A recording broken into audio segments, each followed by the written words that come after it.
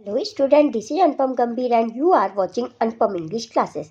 Student, आज के इस वीडियो लेक्चर में class 11th English snapshot book से चैप्टर 2 द एड्रेस, जिसके राइटर मार्गो मिंको है, इसके आज हम एक्सप्लेनेशन कवर करेंगे। स्टूडेंट, चैप्टर से रिलेटेड सभी हार्ड वर्ड्स हम कवर कर चुके हैं और उसकी समरी भी, चैप्टर की समरी भी हम पढ़ चुके हैं। तो चलिए स्टार्ट करते हैं चैप्टर का एक्सप्लेनेशन लाइन बाय लाइन। पहले ये छोटा सा ओवरव्यू दिया गया है, इसको पढ़ लेते हैं।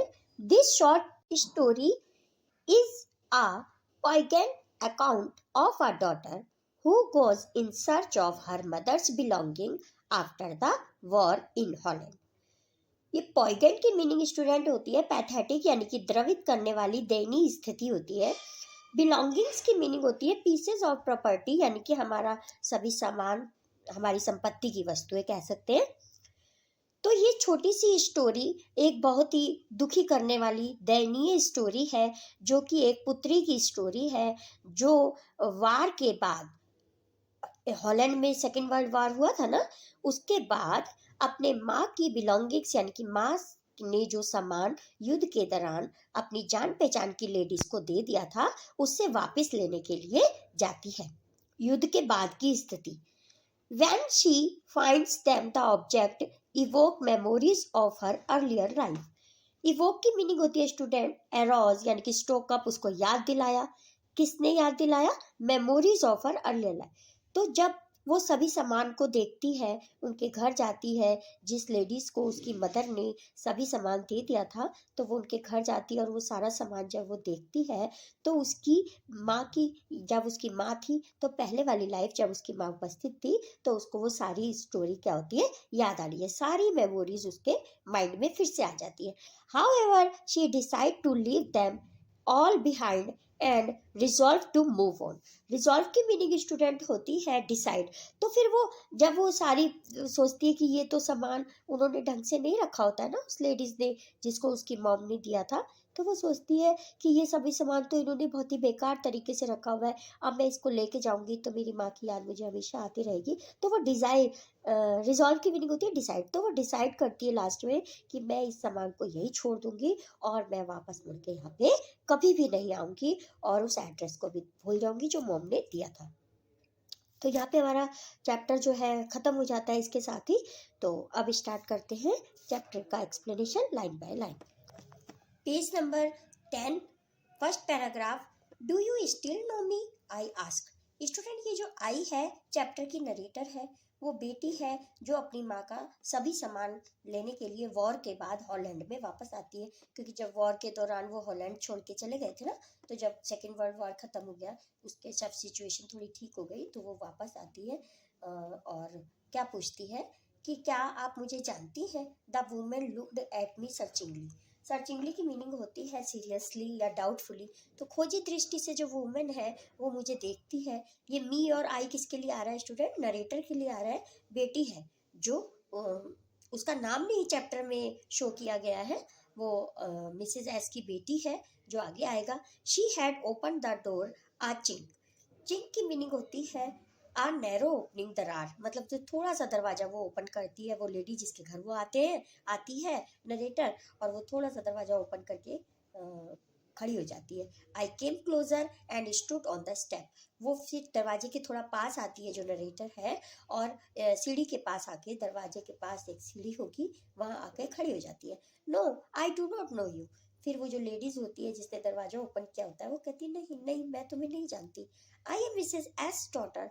मैं मिसेज एस की पुत्री हूँ। She held her hand on the door as though she wanted to prevent it opening any further.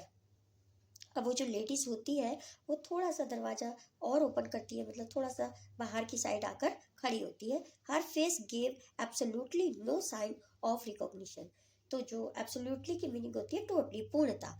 तो जो उसका फेस होता है, और रिकॉग्निशन की मीनिंग होती है एक्ट ऑफ रिमेम्बरिंग, यानी कि जो उसके फेस का रिएक्शन होता है उससे ऐसा लग रहा होता है कि हाँ वो थोड़ा बहुत पहचान रही है। फिर मतलब उसका जो फेस के अट्रैक्शन होते हैं उससे उसको पता चलता है। She kept starting at me in silence. फिर भी वो चुपचाप मुझे देखती है। परहैप्स आई वॉज मिस्टेकन, अब उसको लगता है नरेटर को कि शायद मेरे से कोई गलती हो गई है। I thought perhaps it is not her, मैं सोचती हूँ कि यह शायद वो लेडीज नहीं है। I had seen her only once, मैंने उसको केवल एक ही बार देखा था। फ्रीटिंगली, फ्रीटिंगली की मीनिंग होती है student for a short time, यानी कि थोड़े देर के लिए, एक बार थोड़े समय के लिए मैंने उसको देखा था केवल। And that was years ago, और ये बहुत साल पहले की बात है। It let go of the door and stepped to the side, अब वो जो दरवाजे को छोड़ देती है वुमेन होती है जिसने दरवाजा ओपन किया होता है, और वो थोड़ा सा साइड पे आ जाती है, दरवाजा खुल जाता है थोड़ा ज़्यादा। She was wearing my mother green knitted cardigan, अब उस लेडीज ने ग्रीन कलर का कार्डिगन पहना होता है। कार्डिगन क्या होता है, जो आगे से बटन ओपन हो जाते हैं ना, बटन लगे होते हैं, तो वो ग्रीन कलर का कार्डिगन पहना होता है, और वो उसकी मदर का ही होता है। जो वॉर के समय उसकी मदर ने सारा सामान, उनको वैल्यूएबल सामान दे दिया था, तो वो कार्डिगन भी उसकी मॉम का था। The wooden button were rather pale from washing, अब जो उसमें बटन लगे हुए थे वुडन के, वो वॉश कर करके कैसे हो गए थे, पेल हो गए थे, यानी कि फेड हो गया था उनका colour. She saw that I was looking at the cardigan and half hid herself again behind the door, अब वो जब देख रही होती है कि हाँ मैंने वो कार्डिगन को पहचान लिया है, तो वो फिर दरवाजे के पीछे हाफ अपने आप को छुपा लेती है। But I knew now that I was right, अब वो समझ जाती है, नरेटर हमारी समझ जाती है कि हाँ मैं सही प्लेस पे आई हूँ, सही घर में आई हूँ। पहले तो उसको डाउट होने लगता है ना, जब वो पहचानती नहीं है तो वो सोचती है शायद मैं गलत घर आ गई हूँ, लेकिन अब उसको कंफर्म हो जाता है कि हाँ मैं ठीक ही घर में आई हूँ। Well you know my mother, I asked, मैंने पूछा क्या आप मेरी मदर को जानती है। हैव यू कम बैक, आप लोग वापस आ गए, अब वो लेडीज उससे पूछती है, सैट द वुमेन, वो जो लेडी ने दरवाजा ओपन किया होता है पूछती है आप लोग वापस आ गए। I thought that no one had come back, तो मैंने कहा कि नहीं, केवल मैं, ओनली मी, केवल मैं ही वापस आई हूँ, और कोई भी वापस नहीं आया है, बाकी हमारी फैमिली का कोई भी व्यक्ति सरवाइव नहीं कर पाया है, केवल मुझे छोड़कर केवल मैं ही बच पाई हूँ। Now we come on page number 11। A door opened and closed in a passage behind her. Door open हो जाता है, और ज्यादा थोड़ा सा डोर खुल जाता है, और वो लेडी अपने आप को थोड़ा और पीछे छुपा लेती है डोर के पीछे। अ मस्टी स्मेल एमर्ज्ड, मस्टी की मीनिंग होती है स्टूडेंट स्मेलिंग डैम्प, यानी कि सीलन की बदबू, थोड़ी सी स्मेल आ रही थी, सीलन की कहती है कि वहां से मुझे स्मेल की स्मेल बाहर आती हुई फील हुई, मतलब उसको ऐसा लगा कि अंदर बहुत ही सीलन है। I regret I can not do anything for you, अब वो लेडीज कहती है कि मुझे अफसोस है कि मैं तुम्हारे लिए कुछ भी नहीं कर सकती। I have come here specially on the train, अब वो जो लड़की आई होती है हमारी नरेटर, वो कहती है मैं यहाँ पे स्पेशल ट्रेन से आई हूँ, बहुत दूर से ट्रेन से आई हूँ। I wanted to talk to you for a moment, एक पल के लिए मैं आपसे बात करना चाहती हूँ। It is not convenient for me now, set the women, और वुमेन कहती है जिसने दरवाजा ओपन किया था, अब वो कहती है कि यह मेरे पास सही समय नहीं है। कन्वीनियंट की मतलब मीनिंग होती है सुटेबल, तो यह मेरे पास सुटेबल समय नहीं है आपसे बात करने का। आई कांट सी यू, मैं आपसे नहीं मिल सकती। अनदर टाइम, कहती है अगले टाइम आना, दूसरी बार आना। She nodded and cautiously closed the door as though no one inside the house should be disturbed. वो दरवाजा अचानक से बंद कर देती है, और ऐसे आराम से दरवाजा बंद कर देती है कि अंदर किसी को भी पता ना चले, किसी कोई भी डिस्टर्ब ना हो कि कोई आया था। I stood where I was on the step, अब वो नरेटर कहती है कि मैं कुछ देर के लिए वहीं उसी स्टेप पे खड़ी रही, जो सीढ़ी के पास स्टेप पे वो खड़ी थी वो वहीं खड़ी रही। The curtain in front of the bay window moved, जो कर्टेन लगा हुआ था बे विंडो पे, स्टूडेंट बे विंडो की मीनिंग होती है a window forming a recess, खिड़की, जो दरवाजे के पास खिड़की होती है जहाँ थोड़ी सी ब्रॉड होती है और जहाँ थोड़ी सी बैठने की भी जगह हो, तो वो कहता है, कह रही है नरेटर कि कर्टेन थोड़ा सा हटा, और मैंने देखा कि बे विंडो वहाँ पे किसी ने मूव किया है, बे विंडो से कर्टेन को थोड़ा हिलाया। Someone stared at me and would then have asked what I wanted. Narrator आगे कहती है कि किसी ने मुझे देखा, स्टीयर्ड मतलब घूरा, और वो जानना चाहता था कि शायद पूछना चाहता था कि कौन है। ओ nothing, the women would have said it was nothing, अब किसी ने पूछा होगा, वो आइडिया लगा रही है कि भाई कौन आया था, तो वो जो वुमेन है दरवाजा बंद करके अंदर चली गई थी। तो वो कहती है नहीं नहीं कुछ नहीं, कोई नहीं है, कुछ नहीं। I looked at the name plate again. अब वो कहती है कि मैंने दोबारा नेम प्लेट को देखा। डॉर्लिंग इट सेड, उस पे क्या लिखा हुआ था? डॉर्लिंग लिखा हुआ था in black letters on white enamel. Enamel का मतलब होता है स्टूडेंट हार्ड शाइनी सरफेस के ऊपर ब्लैक कलर से वाइट कलर का उसका बेस था और ब्लैक कलर से उस पर लिखा हुआ था Dorling. On the jamb a bit higher the number 46। Jamb की मीनिंग होती है student side post of the window, चौखट का अगला भाग, ऊपर का भाग साइड पे एक लगा हुआ था, बोर्ड लगा हुआ था जो वाइट कलर का था, उसका सरफेस वाइट कलर का था, ब्लैक कलर से उसके ऊपर डॉर्लिंग लिखा हुआ था और नंबर 46 नंबर उस पर मेंशन था। As I walked slowly back to the station, I thought about my mother who had given me the address years ago। फिर मैं स्टेशन की तरफ वापस आई और मैंने सोचा कि जो मेरी माँ ने बहुत साल पहले जो मुझे एड्रेस दिया था उसके बारे में मैं सोचने लगी। It had been in the first half of the war. तो ये फर्स्ट हाफ का समय था, वॉर के फर्स्ट हाफ का टाइम था। I was home for a few days and it stuck me immediately that something or other about the rooms had changed. के लिए मैं उस समय घर पर आई हुई थी और मैंने नोटिस किया कि घर में कुछ चेंज हो गया, कुछ बदलाव हुए हैं। आई मिस्ड वेरियस थिंग्स, मुझे लगा कि बहुत सारी चीज़ें हमारे घर से मिसिंग हैं। My mother was surprised I should have noticed so quickly. मेरी मदर मुझे देख के सरप्राइज हो गई कि मैंने कितनी जल्दी से नोटिस कर लिया कि घर का सामान मिसिंग है। Then she told me about Mrs Dorling. उस समय मेरी मॉम ने मुझे मिसेस डॉर्लिंग के बारे में बताया था। I had never heard of her but apparently she was an old acquaintance of my mother.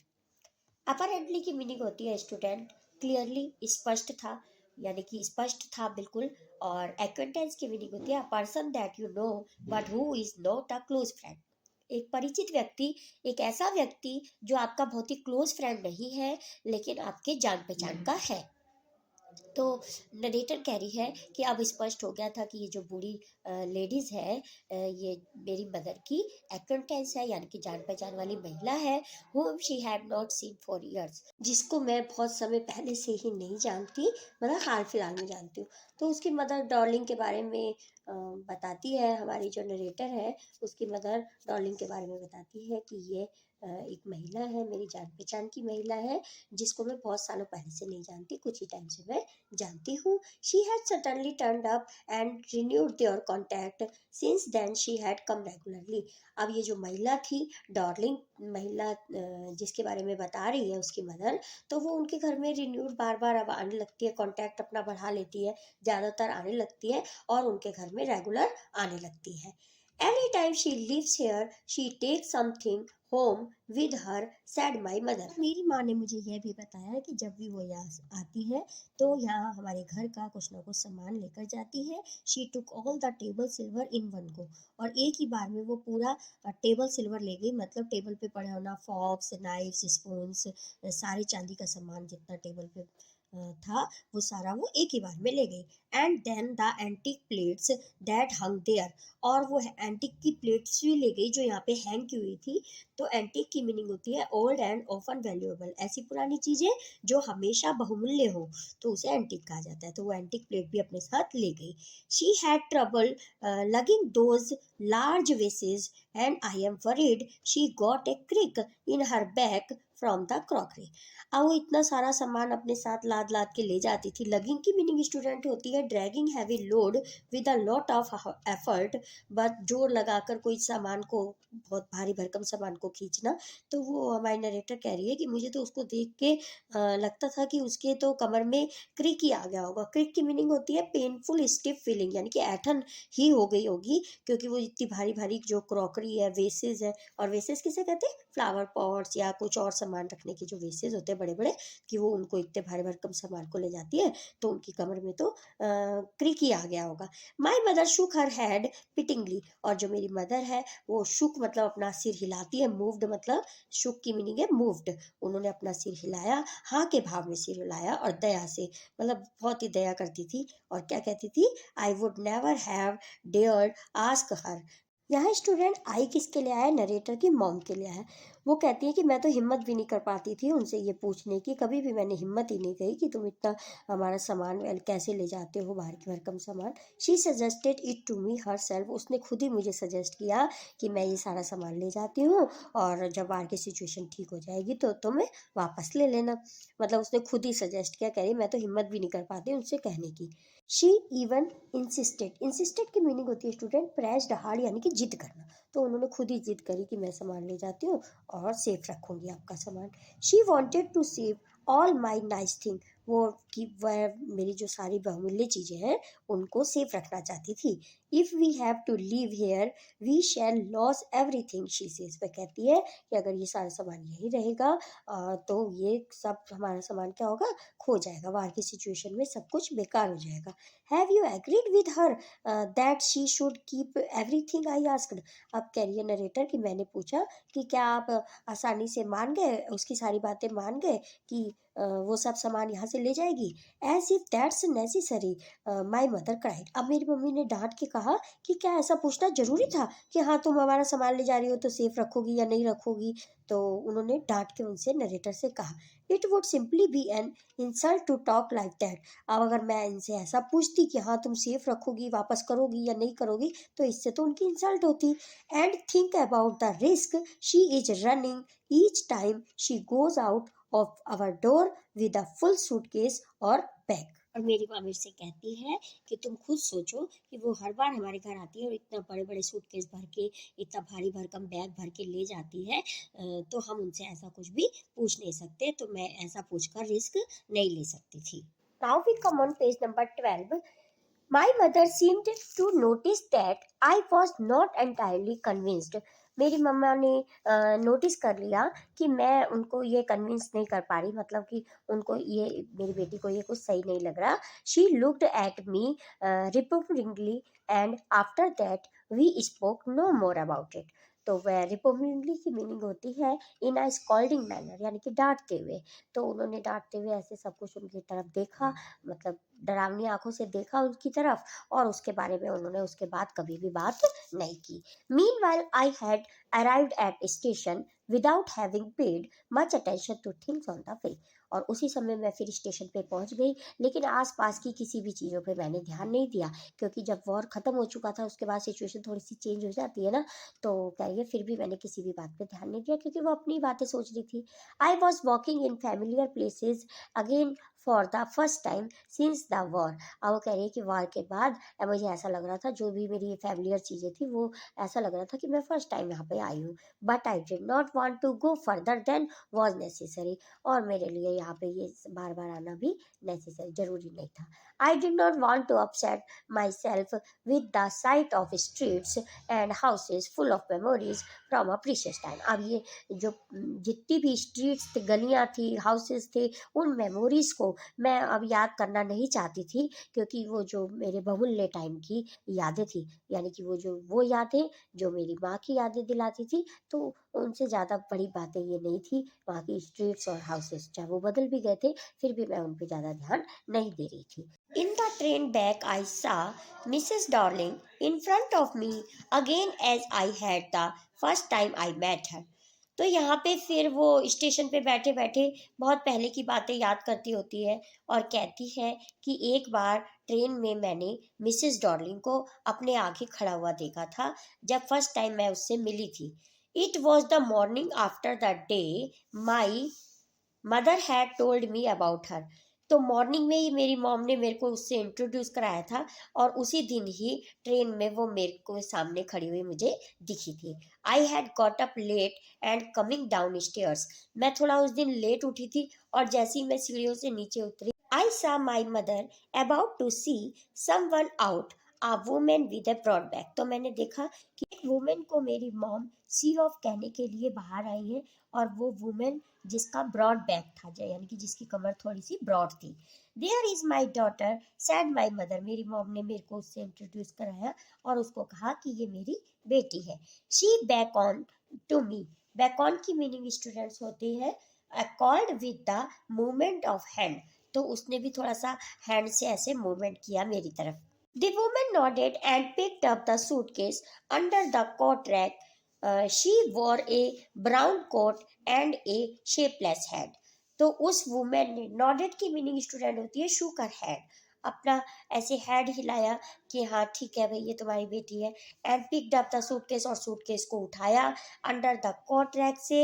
और शी, उसने क्या पहना हुआ था उस दिन, ब्राउन कलर का कोट पहना हुआ था और एक शेपलेस सी हैट पहनी हुई थी, मतलब किसी जैसे उस ऐसी हैट थी जिसकी कोई खास शेप सी राउंड या कुछ ऐसा दिखाई नहीं दे रही थी, उसकी शेपलेस हैट थी।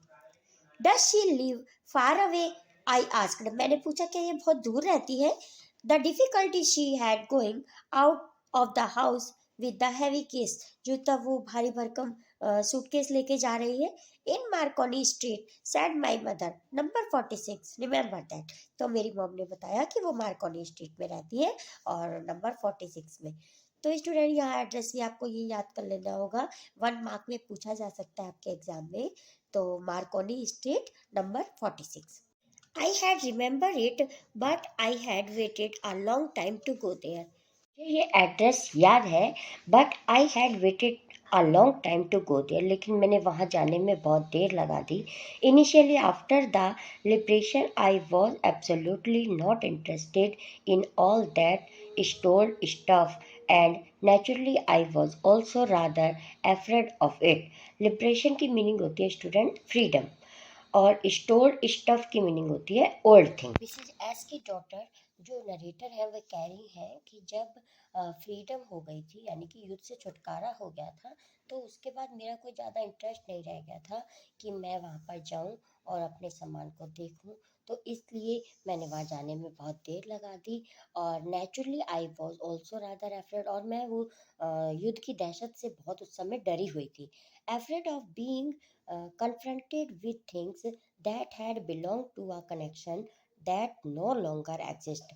तो और ज़्यादा लंबे समय तक मुझे ये confronted with की मीनिंग होती है स्टूडेंट फेस टू फेस। अब मैं उन चीज़ों के साथ फेस टू फेस ज़्यादा लॉन्ग कनेक्शन भी नहीं रखना चाहती थी, which were hidden away in covers and boxes and waiting in vain until they were put back in their place again। जो सारा सामान बॉक्सेस में कवर्स में रखा हुआ था, और उस वेन का मतलब था बिल्कुल बेकार था, व्यर्थ था। Which has endured all those years because they were things. अब ये थिंग्स वही सामान की बात हो रही है, और एंडर्ड की मीनिंग होती है कंटिन्यू टू एग्जिस्ट, यानी कि टिका रहा। तो जो सामान इतने लंबे समय से वहाँ पे टिका हुआ था, पड़ा हुआ था, बेकार तरीके से उन्होंने रखा हुआ था, और अब मुझे ऐसा लग रहा था कि वो सब सामान मेरे लिए, उनकी याद दिलाना, उनको याद करना मेरे लिए व्यर्थ है। But gradually everything became more normal again. पर धीरे धीरे जब सिचुएशन नॉर्मल होने लगी, युद्ध के बाद की बात कर रहे हैं कि जब सिचुएशन थोड़ी नॉर्मल होने लगी, bread was getting to be a lighter colour, और हमें ब्रेड भी लाइटर कलर का मिलने लगा। There was a bed you could sleep in unthreatened, a room with a view you were more used of glancing at each day।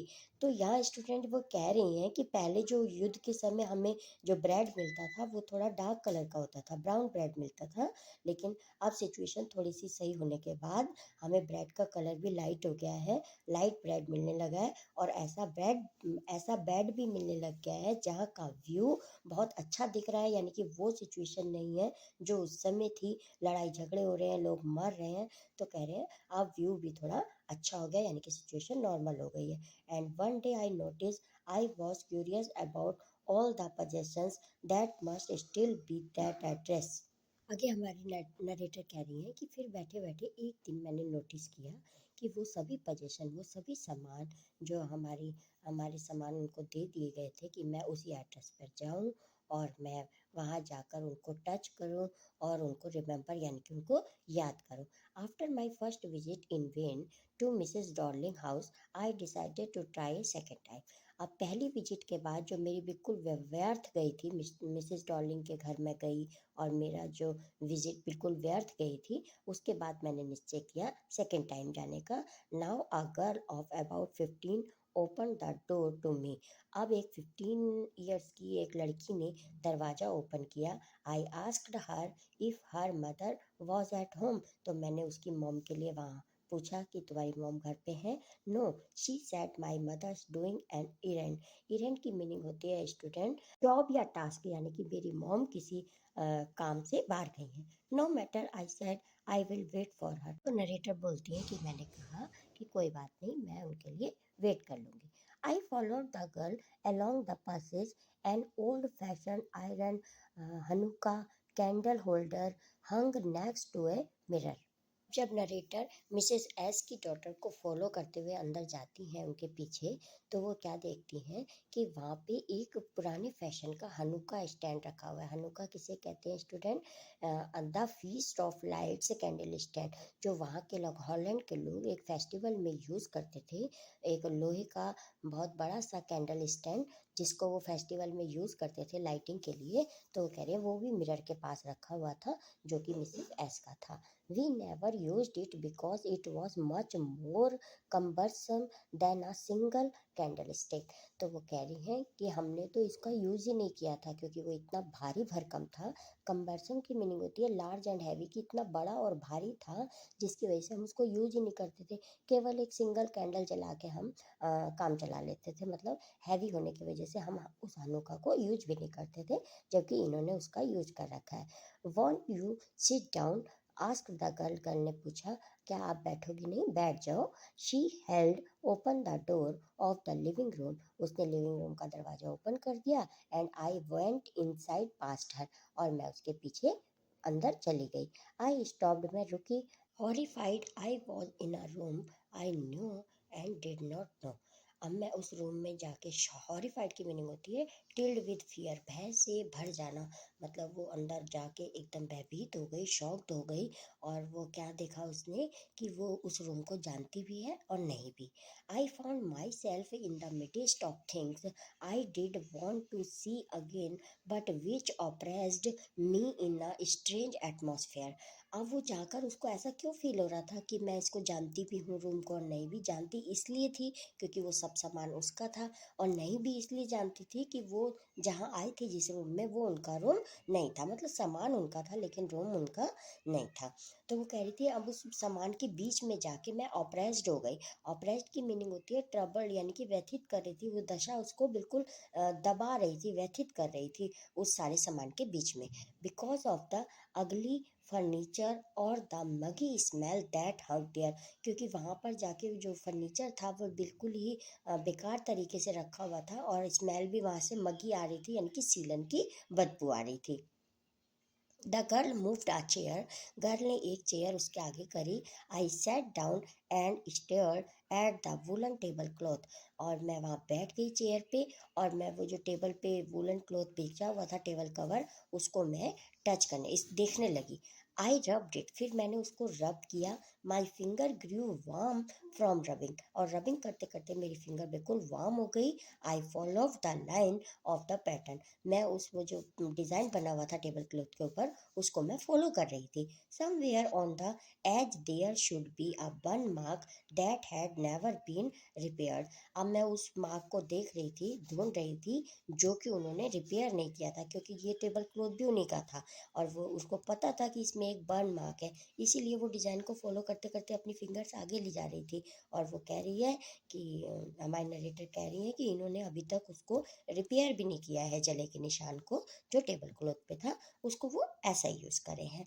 My mother will be back soon, set the girl, I have already made tea for her, will you have a cup. अब मेरी mom थोड़ी देर में वापस आ जाएंगी, उस लड़की ने कहा, और मैं उनके लिए चाय प्रिपेयर कर रही हूँ, क्या आप लेंगे?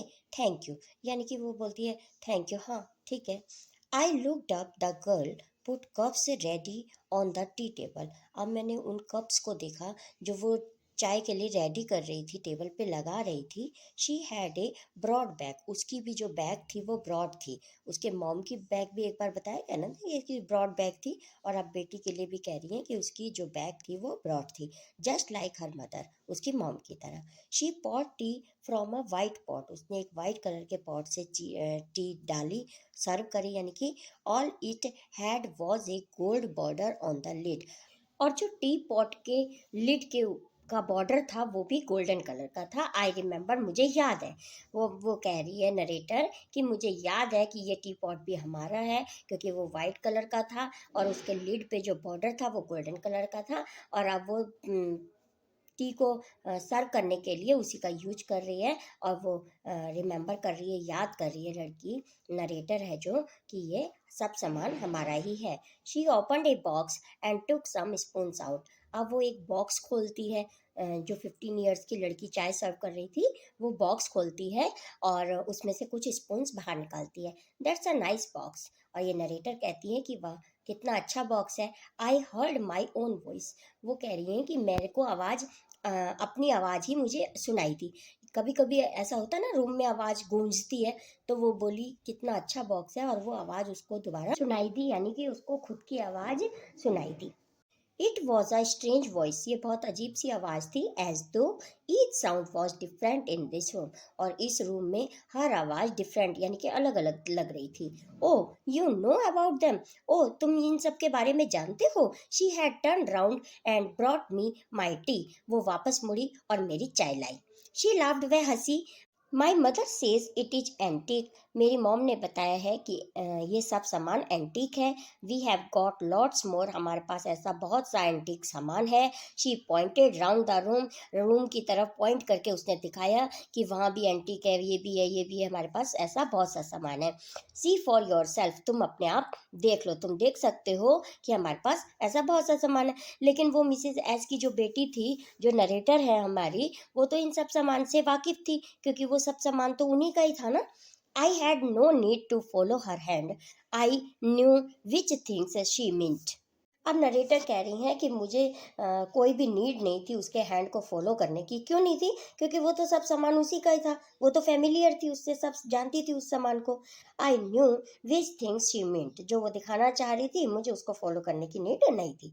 I just look at the still life over the tea table. मैं तो केवल उसको देख रही थी जो टेबल कवर के ऊपर एक पेंटिंग बनी हुई थी। स्टिल लाइफ का मतलब है जो वो पेंटिंग बनी हुई थी टेबल कवर के ऊपर। कह रही है मैं तो सिर्फ उसको ही देख रही थी। As a child, I had always fancied the apple on the pewter plate.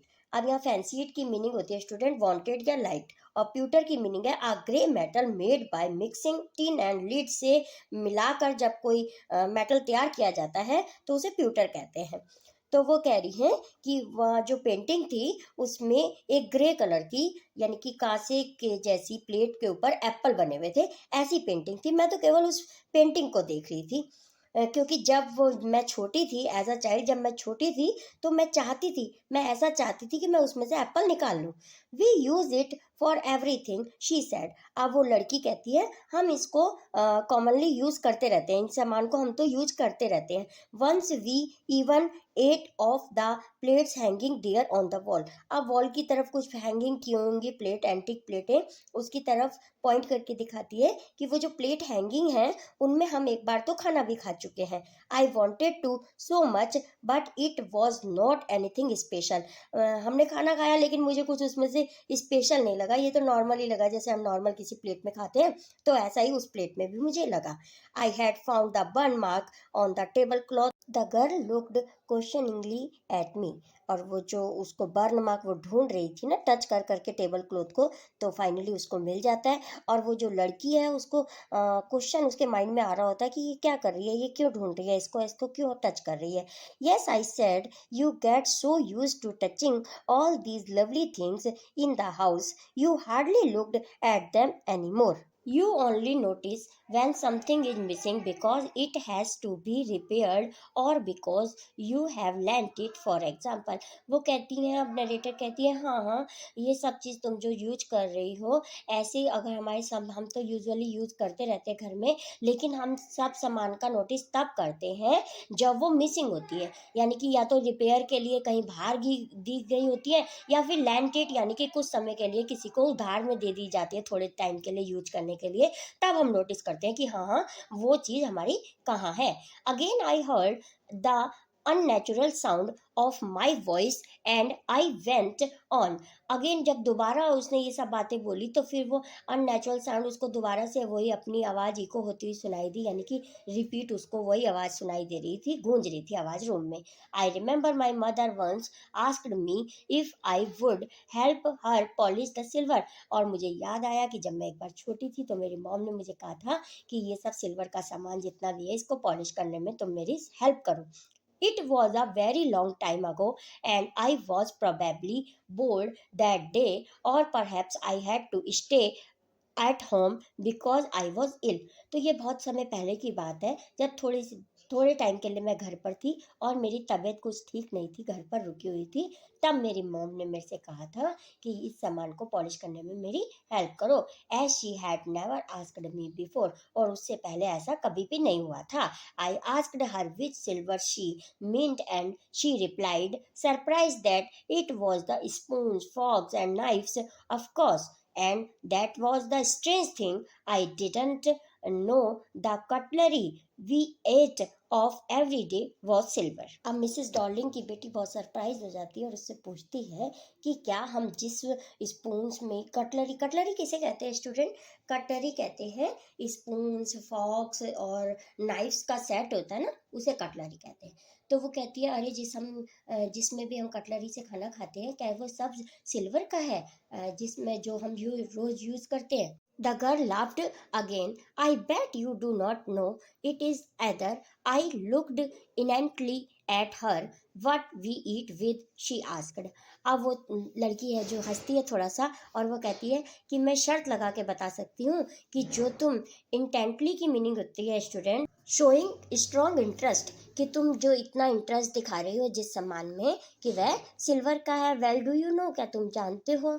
She hesitated, वह थोड़ी हेजिटेट होती है, हिचकिचाती है लड़की. She walk to the sideboard and wanted to open a drawer, वो साइड बोर्ड की तरफ जाती है और ड्रॉर को ओपन करती है. I will look it is in here, मैं देखती हूँ कि ये जो सारा सामान तुम बता रही हो कि ये जो भी कटलरी है कि ये सिल्वर की है, तो मैं चेक करती हूँ कि क्या ये यहाँ पे है वही सामान जो तुम कह रही हो सिल्वर का है. आई jumped up, I was for getting the time, I must catch my train. और मैं वो एकदम खड़ी होती है, कौन? मिसेज एस की बेटी जो नरेटर है, और वो कहती है कि अरे मुझे तो जाना होगा और मेरी ट्रेन पकड़ने का टाइम हो चुका है. She had her hand on the drawer, उसका हैंड अपने ड्रॉर पर ही होता है मिसेज डॉर्लिंग की बेटी का. Don't you want to wait for my mother, क्या तुम मेरी मॉम के लिए वेट नहीं करोगी? नो आई मस्ट गो, नहीं नहीं मैं वेट नहीं करूंगी, मुझे जाना होगा. I walked to the door. The girl pulled the drawer open. I can find my own way. अब वो जो लड़की है उसको छोड़ने के लिए बाहर की तरफ जाने लगती है तो वो कहती है नहीं नहीं मैं अपना रास्ता खुद देख लूंगी, मतलब मैं खुद से बाहर चली जाऊंगी. As I walked down the passage, I heard the jiggling of spoons and forks. तो जैसे ही वो पैसेज मतलब गैलरी जो बंद गैलरी होती है ना, लॉबी या गैलरी कह सकते हैं, तो वहां से वो गुजर रही होती है, बाहर की तरफ जा रही होती है, तो उसको आवाज़ वो कहती है कि मैंने एक आवाज़ सुनी, जिगलिंग की आवाज़. जिगलिंग किसे कहते हैं स्टूडेंट? खन खन खन करने की आवाज़, जिसे वो फॉक्स स्पून्स वगैरह वो चेक कर रही थी ना कि वो सिल्वर के हैं या नहीं है, मिसेस डॉर्लिंग की बेटी, तो वो उसको आवाज़ सुनाई दी. At the corner of the road I looked up at the nameplate. और रोड के उसी जो पासे से वो निकल रही थी बाहर की तरफ, तो वहाँ पे उसने फिर उस नेम प्लेट को देखा. मार्कोनी स्ट्रीट इट सेड, जिस I had been at number 46, और उस पे मार्कोनी स्ट्रीट नंबर 46 पे लिखा हुआ था. The address was correct but now I didn't want to remember it any more. ये एड्रेस तो करेक्ट है, बिल्कुल सही एड्रेस पे मैं आई हूँ, लेकिन अब मुझे इन सारी चीज़ों को याद नहीं रखना है. I would not go back there because the object that are linked in your memory with the familiar life of former times instantly lost their value when served from them. You see them again in strange surrounding. अब वो कह रही है, जो Mrs S की बेटी narrator है, वो कह रही है कि मैं सही एड्रेस पे तो आई हूँ जो मेरी मॉम ने बताया था, लेकिन अब इन चीज़ों से मेरा कोई लिंक नहीं है. वो फैमिलियर चीज़ें जो सभी मेरा सामान था, जो मेरे लिए फैमिलियर था, अब वो मेरे लिए स्ट्रेंज चीज़ें हो गई हैं. अब ये स्ट्रेंज सराउंडिंग भी मुझे सारा स्ट्रेंज लग रहा है. क्यों? क्योंकि अब मेरी मॉम की डेथ हो गई है, तो ये सारी चीज़ें हमारे घर में थी, कितने अच्छे से सेट थी, अरेंज थी, लेकिन इन्होंने कितने बेढंगे से रखा हुआ है और इनकी सारी वैल्यू भी अब मेरे सामने, इनकी वैल्यू भी ख़त्म हो गई है क्योंकि अब मेरी मॉम की डेथ हो गई है। तो अब मैं इन चीज़ों को भुला देना चाहती हूँ। And what should I have done with them in a small rented room where the shred of black out paper still hung along the windows and no more than a handful of cutlery fitted in the narrow table drawer? अब वो कह रही है कि अब इन सामान का मैं करूँगी भी क्या, क्योंकि अब जहाँ मैं रेंट वाले रूम में रहती हूँ वो तो इतना छोटा सा घर है, तो वहाँ तो टूटा फूटा सा है, थोड़ा टेप, ब्लैक कलर की टेप लगा लगो के उसको चिपका रखा है, सेट कर रखा है, और जो कटलरी रखने का ड्रॉर है वो भी बहुत छोटा सा है जिसमें थोड़ी सी कटलरी, स्पून्स, फॉक्स और नाइफ्स फिट आ सकते हैं। तो इतना अब मैं इतना सारा सामान ले जाकर करूँगी भी क्या, तो छोटे से ड्रॉर में तो वो फिट भी नहीं आएगा। I resolve to forget the address of all the things I had to forget, that would be the easiest. अब वो कह रही है, रिजॉल्व की मीनिंग होती है डिटरमाइंड, यानी कि निश्चय कर लिया, मैंने निश्चय कर लिया कि इस एड्रेस को मैं हमेशा हमेशा के लिए भूल जाऊंगी और वे सभी चीज़ों को कभी भी याद नहीं रखूंगी, हमेशा के लिए भूल जाऊंगी, ये मेरे लिए भूलना ज़्यादा ईजी होगा। वो कह रही है कि मतलब इतने सारे सामान को ले जाने से अच्छा इस एड्रेस को ही मैं भूल जाऊंगी, वो मेरे लिए ज़्यादा ईजी होगा। तो यहाँ पे स्टूडेंट हमारा चैप्टर कंप्लीट होता है। Hope this video lecture is very helpful to you. If yes, please like this video, share this video and मिलते हैं नेक्स्ट वीडियो लेक्चर में इसी चैप्टर के क्वेश्चन आंसर के साथ। Thank you so much for watching, bye.